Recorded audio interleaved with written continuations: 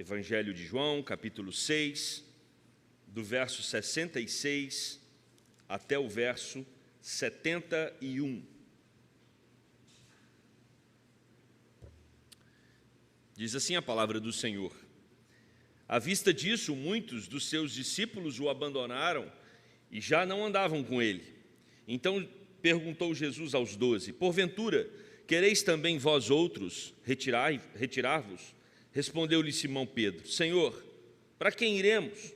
Tu tens as palavras da vida eterna. E nós temos crido e conhecido que tu és o Santo de Deus. Replicou-lhe Jesus: não vos escolhi eu em números de 12, contudo, um de vós é diabo. Referia-se a Judas, filho de Simão Iscariotes, porque era quem estava para traí-lo, sendo um dos 12. Oremos. Querido Deus, fala ao nosso coração nessa noite, ajuda-nos a entender a mensagem do Senhor, que saiamos daqui alimentados, edificados para a Tua honra e glória, em nome de Jesus. Amém. O Brasil está polarizado. 50% para um lado, 50% para o outro, com uma pequena margem de variação que a gente vai descobrir daqui um pouco, para que lado. E essa polarização é muito interessante, porque hoje, quando os milhões de brasileiros foram digitar o número para presidente do Brasil, certamente nós já fomos com uma série de concepções a respeito do candidato que nós estávamos inserindo ali a nossa, em algum grau, confiança nele. E é interessante que a nossa mente vai fazendo recortes, e esses recortes sobre cada um dos candidatos nos levam a votar em um deles. E são dois nomes que estão, nesse momento, gerando apreensão em milhares de brasileiros. São os dois nomes mais importantes do Brasil hoje: Lula e Bolsonaro. Figuras de autoridade, figuras de poder, políticos, homens que têm a capacidade de influenciar intelectualmente, psicologicamente, emocionalmente, uma nação inteira. E aí, quando nós olhamos para a figura de Jesus, nós percebemos que naquele tempo, Jesus estava também em ascensão, se tornando uma pessoa famosa, se tornando alguém que mexia com as emoções, com o intelecto das pessoas. E multidões começaram a andar atrás de Jesus. Pessoas começaram a também fazer uma seleção nas suas mentes a respeito de ideias, a respeito de quem será esse Jesus. E nós estamos diante de um texto que nos ajuda a entender o que as pessoas pensavam a respeito de Jesus. E o risco que nós, dentro da igreja, corremos de fazer uma série de deduções e encontrar um Jesus que talvez no final não seja interessante segui-lo. E quando nós observamos os primeiros capítulos do Evangelho de João, quando João escreve a respeito do Evangelho, o ministério público de Jesus, nós percebemos como era o comportamento daqueles que estavam atrás de Jesus, como muitos enxergavam Jesus. Nós vamos aprender no capítulo 2 e também no capítulo 6 que muitos iam atrás de Jesus por causa dos sinais que ele fazia.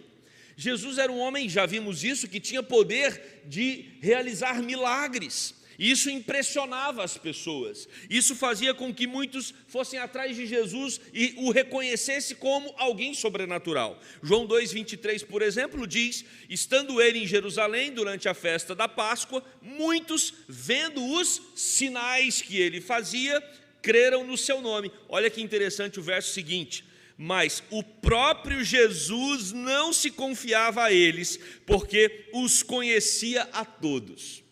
As pessoas passavam a crer em Jesus por causa dos sinais que ele fazia, mas o Evangelho de João traz uma ressalva dizendo que Jesus Cristo não acreditava muito na fé que aquelas pessoas estavam depositando nele, porque era uma fé por causa dos sinais.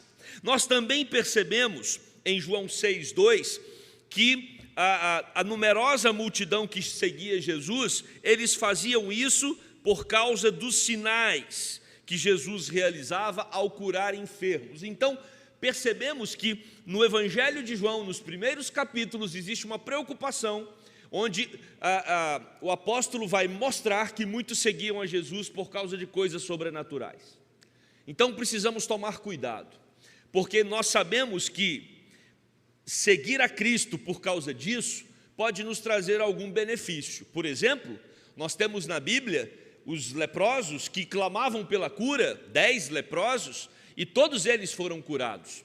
Eles experimentaram o sinal da cura, mas somente um se tornou adorador, todos os outros foram embora.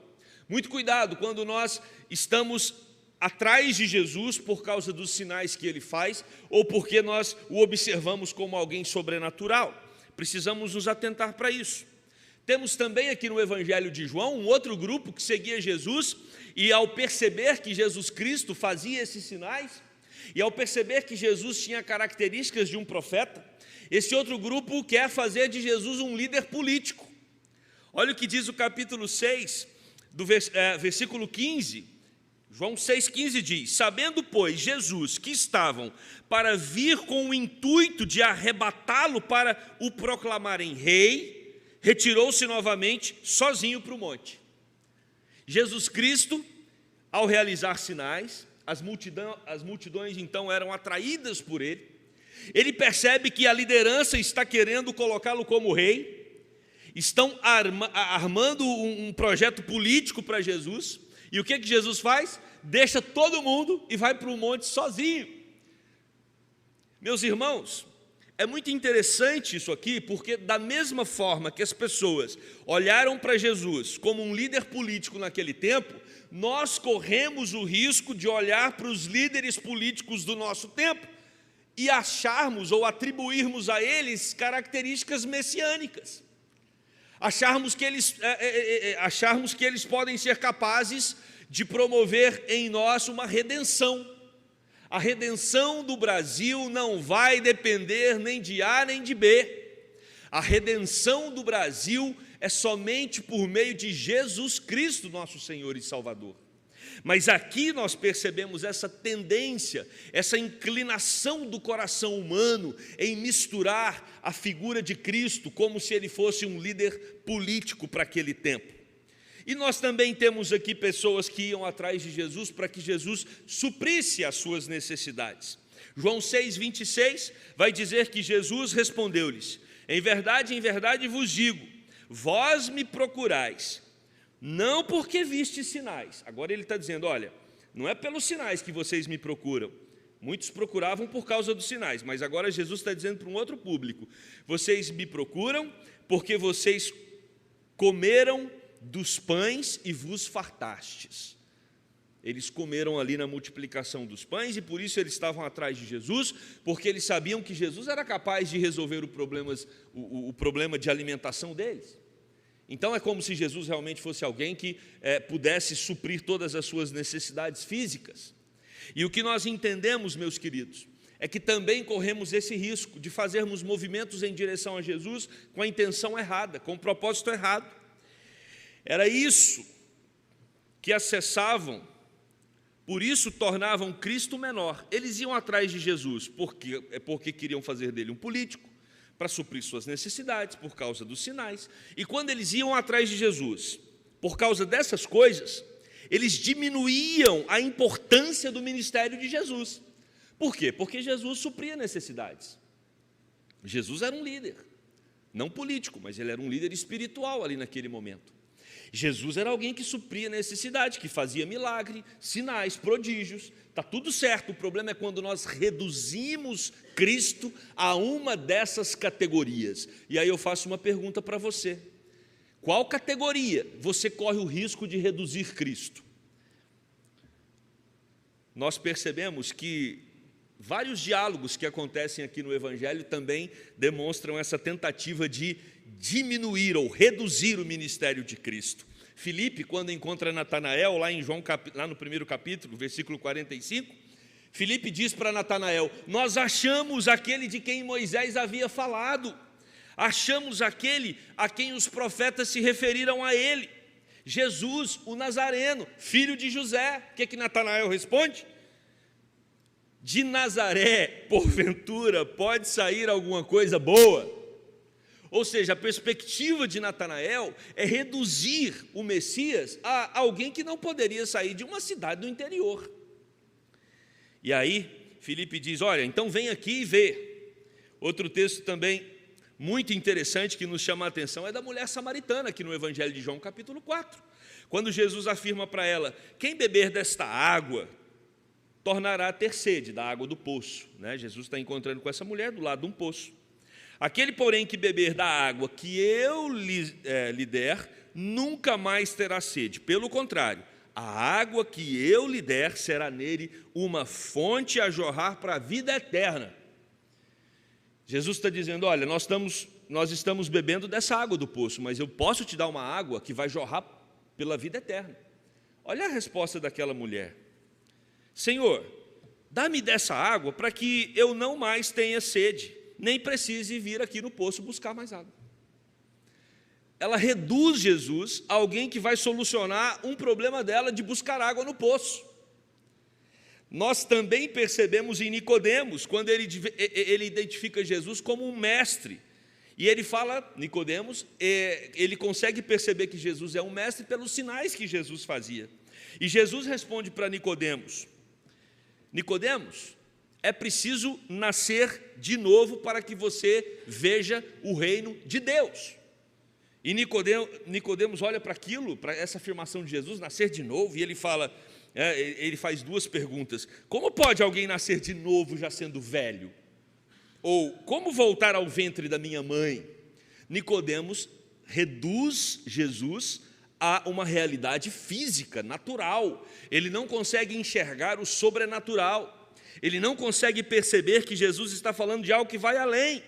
E Jesus diz para ele: é preciso nascer da água e do Espírito. Meus queridos, às vezes nós estamos conversando com Jesus, assim como esses personagens, mas nós estamos nos comunicando de maneira equivocada. Por isso que a palavra de Deus vai dizer que nós às vezes pedimos e não recebemos porque pedimos mal. Estamos tendo uma comunicação distorcida, uma comunicação que não acessa aquilo que é essencial no diálogo com Jesus Cristo.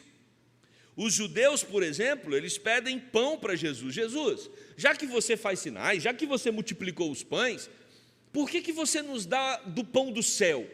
Assim como foi com Moisés no Antigo Testamento, faça com que caia pão do céu para nós, daí a gente não precisa acordar tão cedo para ir trabalhar e tudo mais. E Jesus vai dizer, capítulo 6, verso 38, que Ele é o pão que desceu do céu, não para fazer a própria vontade dEle, e sim a vontade daquele que lhe enviou. E é aqui que começa a tensão. É aqui que o texto que foi lido hoje à noite, ele começa a aparecer como um campo minado, porque esses homens que pedem pão do céu, e Jesus fala que Ele próprio é o pão do céu, o pão que desceu do céu, eles começam a murmurar no versículo 41, porque eles diziam, porque Jesus dizia, eu sou o pão que desceu do céu, e eles então falavam, mas esse não é Jesus, o filho do seu Zé, lá de Nazaré, carpinteiro? Como pode esse indivíduo falar que ele veio do céu? Nós conhecemos a mãe dele, nós conhecemos o pai, como pois agora ele diz, desci do céu? Imagina, gente, às vezes nós temos uma tendência de olhar para esses líderes religiosos, ou até para o povo judeu que levantava esses questionamentos a respeito de Jesus, e a gente fica chateado com eles, né? Como podem pensar isso de Jesus? Claro que Jesus é o pão que desceu do céu. Dá vida para a cena. Imagine que Jesus fosse um de nós, que em algum momento chegasse e falasse, eu sou o pão que desceu do céu. A gente ia olhar para ele e falar, tem alguma coisa errada. E exatamente isso que está acontecendo. Eles olhavam para Jesus como um filho do seu José, da dona Maria, morava em Nazaré. Eles não conseguiam entender Jesus e observar Jesus à luz do ministério, à luz do propósito central para o qual o Cristo veio ao mundo. E quando Jesus então diz que eles deveriam comer a carne dele e beber o sangue dele, aí acabou, gente. Como que Jesus agora entra num argumento de que ele não só é o pão que desceu do céu, mas quem quiser ter parte com ele, ser salvo, entrar na vida eterna, precisa comer a carne dele e beber o sangue, canibal. Como que ele vai dar o corpo dele? Então os líderes religiosos falaram, esse homem, ele é maluco, não faz sentido o que ele está falando, é completamente desconexo. E aí, naturalmente, talvez nós faríamos a mesma coisa, a partir do versículo 60, muitos discípulos dizem que esse discurso era muito duro, que eles não podiam ouvir, e começa um processo de abandonar Jesus. Muitos dos discípulos começam a deixar Jesus. Versículo 66 mostra isso, porque já não dava mais para andar com ele. Apesar dele fazer sinais, apesar dele ter autoridade de um líder que poderia ser até o rei para eles, apesar dele estar ali entre o povo, alimentando o povo, suprindo as suas necessidades, mas essas afirmações de Jesus são absurdas. E eles então resolvem abandonar Jesus. Irmãos, no versículo 64, nós temos um dado muito interessante. O Evangelho diz: contudo, há descrente entre vós, pois Jesus sabia desde o princípio quais eram os que não criam e quem o havia de trair. E prosseguiu Jesus: por causa disto é que vos tenho dito, ninguém poderá vir a mim se pelo Pai não lhe for concedido. Nós temos aqui um princípio da nossa teologia muito importante.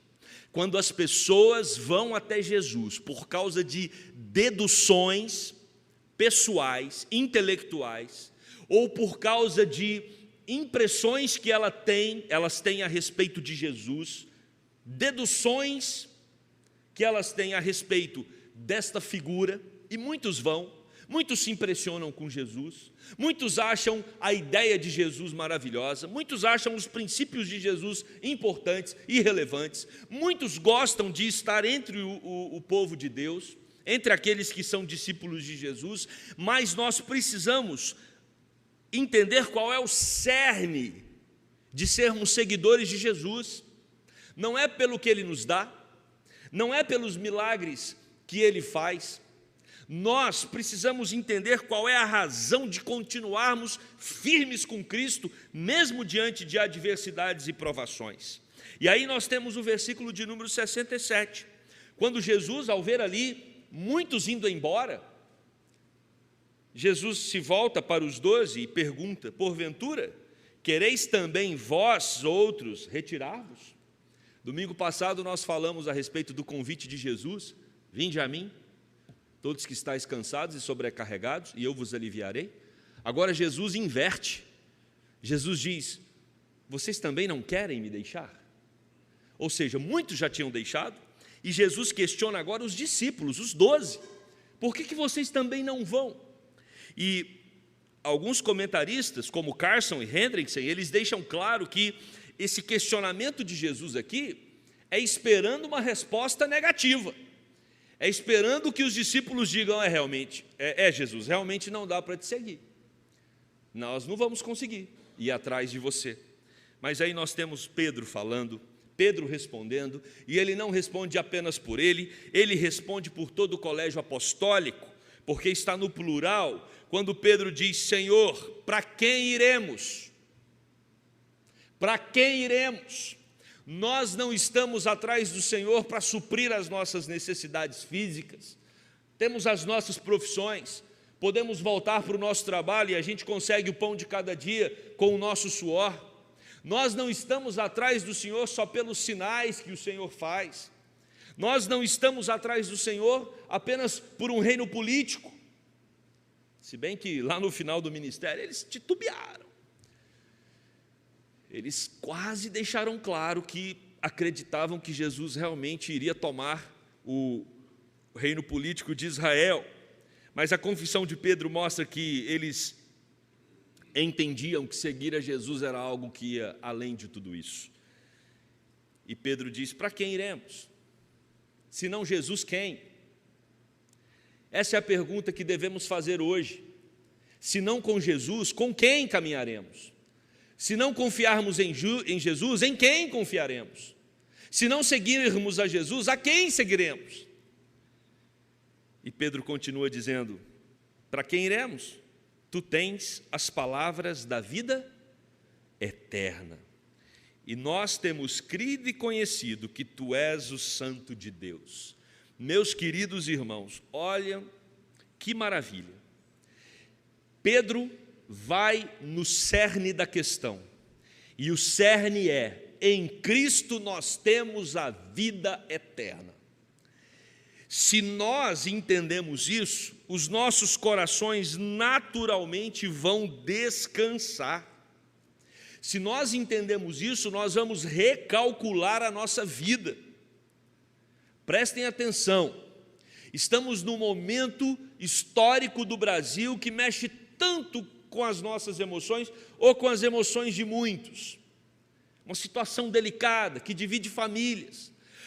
Tente calcular esta realidade, como eu falei no domingo passado, à luz da eternidade. Hoje de manhã também, nós temos 55 anos, estamos celebrando 55 anos da Igreja da Gávea. Quantos políticos já não passaram e a igreja permanece? Porque nós estamos falando de algo que vai durar pela vida eterna. Essa é a mensagem do Evangelho. O nosso governo é o governo que vem do céu, é o pão do céu que desceu até nós para alimentar a nossa fome espiritual. E aí nós percebemos a ênfase de Jesus Cristo a respeito dessa mensagem que Pedro acabou de professar. Pedro não está tirando isso da cabeça dele. Prestem atenção, o quanto Jesus repetiu a respeito da vida eterna no Evangelho de João. João 3,16, porque Deus amou o mundo de tal maneira que deu o seu Filho unigênito para que todo aquele que nele crê não pereça, mas tenha a vida eterna. Olha o que diz João 4,36, o ceifeiro recebe desde já a recompensa e entesoura o seu fruto para a vida eterna. João 5,24, em verdade vos digo, quem ouve a minha palavra e crê naquele que me enviou tem a vida eterna. João 5,34, eu, porém, não aceito humano testemunho, digo-vos, entretanto, estas coisas, para que sejais salvos. João 5,39, examinais as Escrituras, porque julgais ter nelas a vida eterna, e são elas mesmas que testificam de mim. João 6,47, em verdade vos digo, quem crê em mim tem a vida eterna. João 6,54, quem comer a minha carne e beber o meu sangue tem a vida eterna e eu o ressuscitarei no último dia. E por último, João 6,58, este é o pão que desceu do céu, em nada semelhante àquele que os vossos pais comeram e contudo morreram. Quem comer este pão viverá eternamente. Meus queridos, o grande desafio na nossa jornada nesta terra é entender que nós somos cidadãos chamados para viver na esfera do reino de Deus. Às vezes somos atropelados, ainda mais neste momento recente, talvez 15, 20 anos, né? Onde nós somos bombardeados por tantas redes sociais, por tantos canais de comunicação, e nós ficamos atolados, somos levados por tantas informações ruins desse mundo.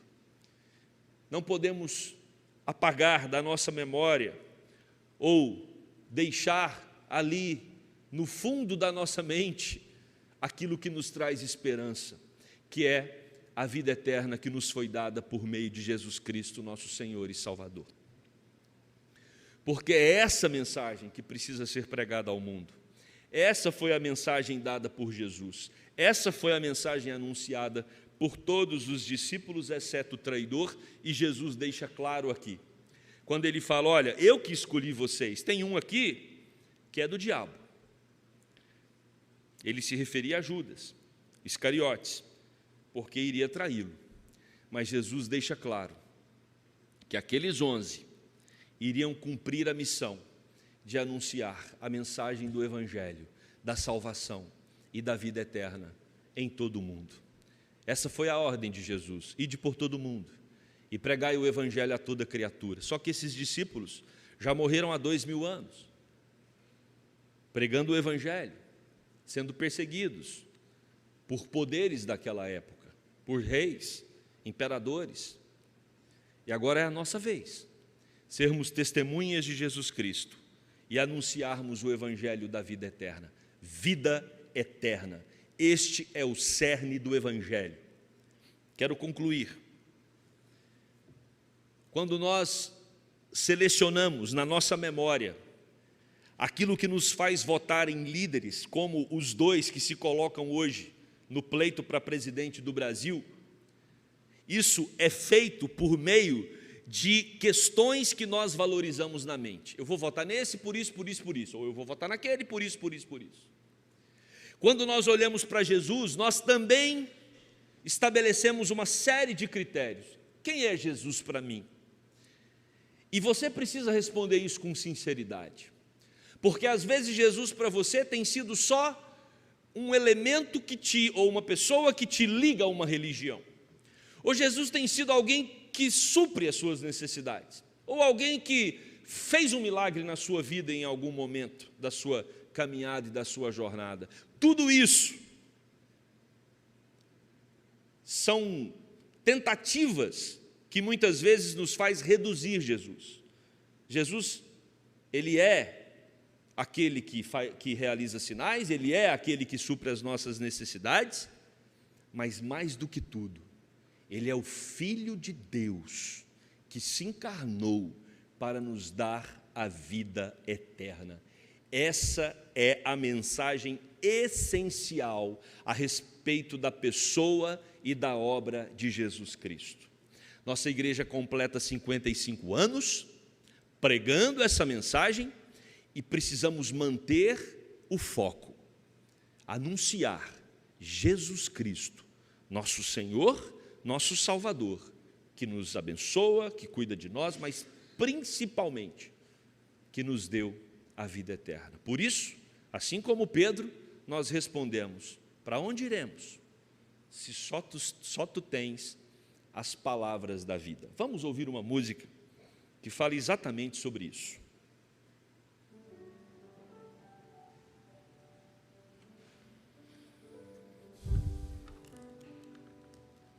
Senhor, pra onde vou, se tu tens as palavras da vida?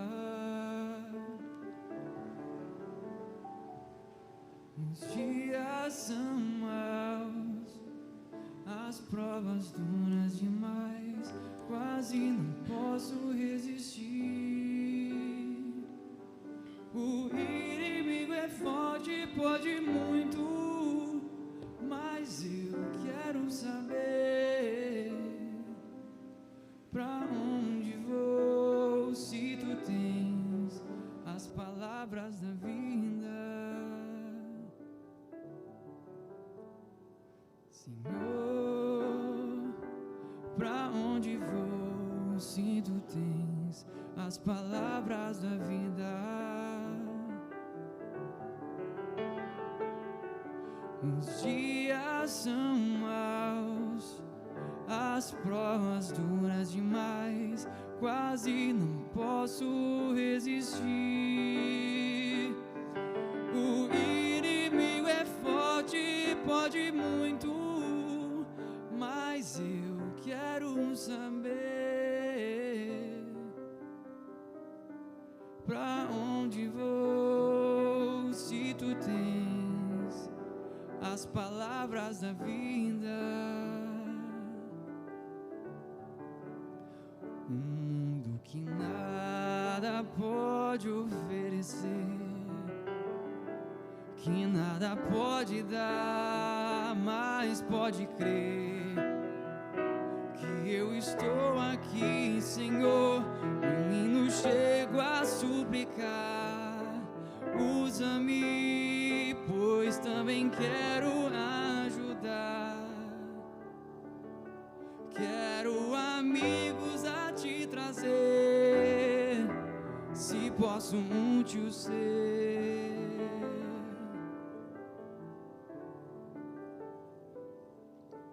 Guarda-me contigo e não me deixes tropeçar, e manda-me aonde quiseres, e manda-me aonde quiseres, aonde quer que for, irei.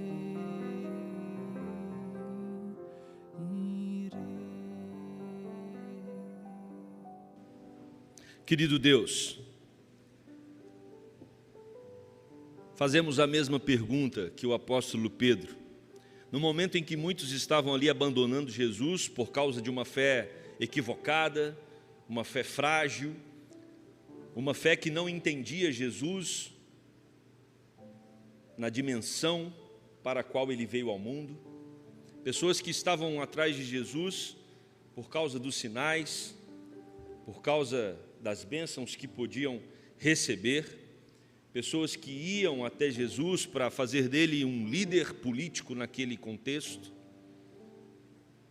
Quando Jesus pergunta aos discípulos se eles também não querem ir, a resposta de Pedro é que não tinha para onde ir. E aqui estamos nós, Deus, uma igreja que também não tem para onde ir. Precisamos ficar contigo, porque só Tu tens as palavras da vida.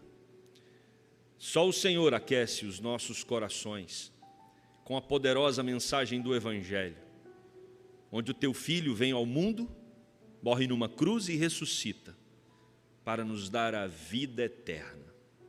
Oh Deus, às vezes nos perdemos em coisas tão pequenas nesse mundo, às vezes nos embaraçamos com tentações, com distrações, e deixamos de sonhar, de almejar o que o Senhor tem reservado para nós.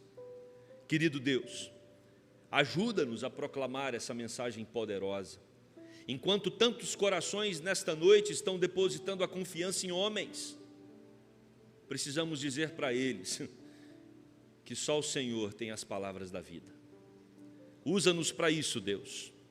Usa-nos para isso. Nos ajude a testemunhar do Teu nome, do nome do Teu Filho. Essa é a nossa oração, no nome de Jesus. Amém.